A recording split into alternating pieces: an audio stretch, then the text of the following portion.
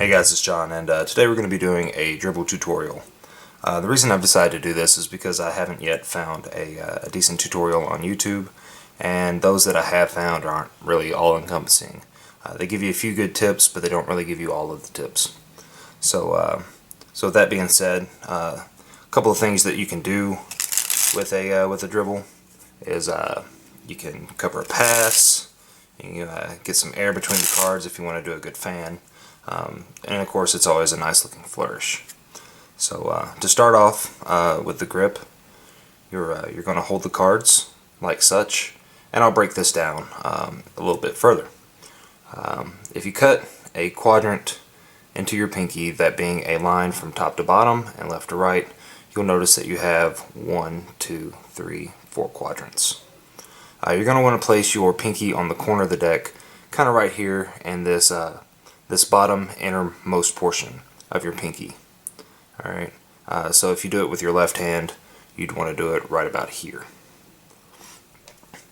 So that's where you're going to place your pinky on the deck, right there on the corner, in the middlemost part of the corner, with that portion of your pinky resting right there.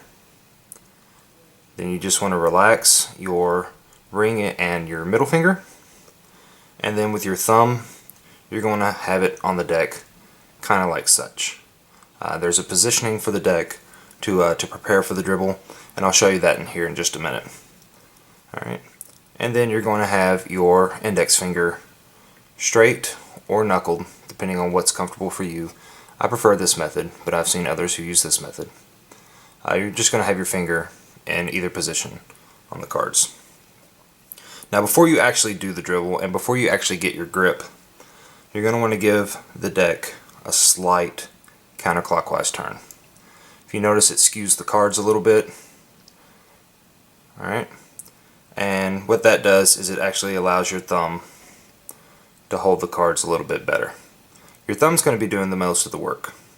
Alright, so you want, when your thumb, because you're going to use a rising motion like such, kind of like you're riffling the cards, but you're going to do it from the back side on the short edge.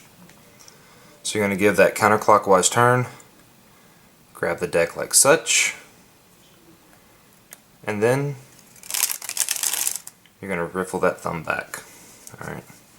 Again, your thumb is doing all the work, and for the most part you should be able to shoot one card at a time coming off. Alright. And it might take you a few tries to learn how to get it. When I first learned, the tutorials I saw on YouTube had me putting my thumb directly on the corner, my pinky directly on the corner, and using my knuckle to try to shoot off. And if you notice, it kind of gives me a little bit of a clump.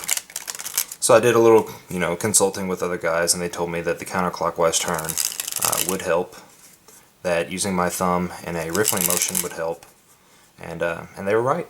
So again, use your pinky, kind of put it on the left middle, or I'm sorry, it's my left because I'm using my right hand, but the inner middle portion of your thumb towards the bottom. Now your grip, you want to have a firm grip, but you want it to be kind of light. You want to be able to simply pull the cards away from your fingertips. Alright, but you don't want the deck going anywhere. Alright, so you want it to be very smooth. If you keep too tough of a grip on the cards, then you're going to get those clumps. So you want it to be very light. Do the counterclockwise turn, and you should be able to pull them off, for the most part, one at a time. Alright, so at full motion, your dribble should look something like this. Alright. Now, as you begin to become more proficient with your dribble, you're going to want to learn how to catch it. And with that, it's going to be like catching a card spring. You're going to want something similar to this, but exaggerate it. Okay? You want to get your counterclockwise turn. Alright. And then you can pull your hand up and catch the cards. So be cognizant of where you are shooting the cards off with your dribble. Like I said, you know, having that grip is handy, but if you hit a finger or it shoots out the side here, everything kind of like that, it gets a little messy and it's a little harder to square the deck back up. So it's going to take a little practice. It's a little knacky, but it's very rewarding when you get it done. So, alright guys, I hope that you have enjoyed this tutorial. I apologize if it was a little long, but I wanted to try to get everything in there that I had trouble with trying to learn. So with that being said, please like, comment, and subscribe, and we'll catch you next time.